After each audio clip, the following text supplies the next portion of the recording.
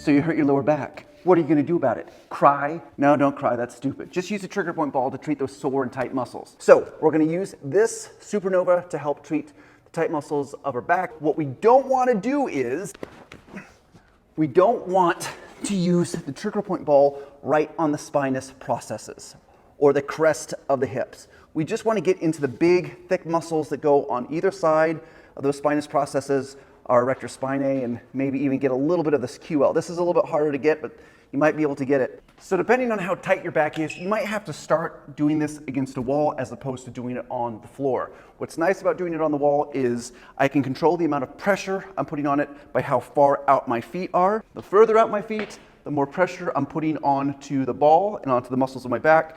The closer my feet are to the wall, the less pressure. So you can kind of gradate it depending on how tender the muscle is.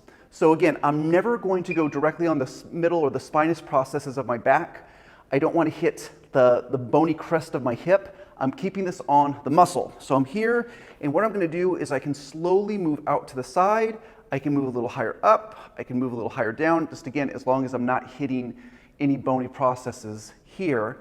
And when I find a really tender spot, I want to give it a number between 0 and 10. 0 being nothing, 10 being really tender, and wherever that number is on the scale, I want it to decrease by about a third before, or more, before I move on to another spot. So I'm gonna roll, I'm gonna find this nasty spot here, and for me, it helps if I turn a little bit to the side, and now I'm getting pressure from my back and my side.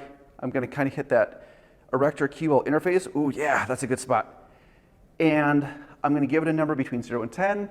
Let's say this is a 6, just for demonstration's sake. So if it's a 6, I want this to go down to at least a 4 before I would move on to another spot. That will generally take about 20 to 30 seconds. If you have been on a spot for a minute and there has been no change, move on anyway, because you might be irritating a nerve, or you might need to release a different spot on your musculature of your back before that particular spot will give. Eventually, the wall will not be as effective anymore, at which point you need to graduate to moving it on to the floor. To do this, I'm going to take the ball and I'm going to put it right next to the bony processes of my spine, but not on them.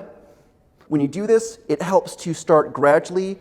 If I was treating the left side of my low back like I'm doing now, I'm going to start with most of my body weight on my right.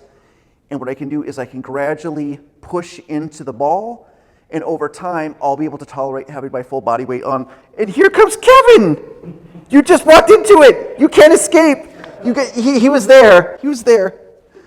And if you need to make it a little bit more spicy, what you can do is cross your leg like this. That puts a little bit more pressure on the muscles of the back, but you shouldn't have to do anything crazier than this. Don't have your friend sit on your stomach to apply more pressure.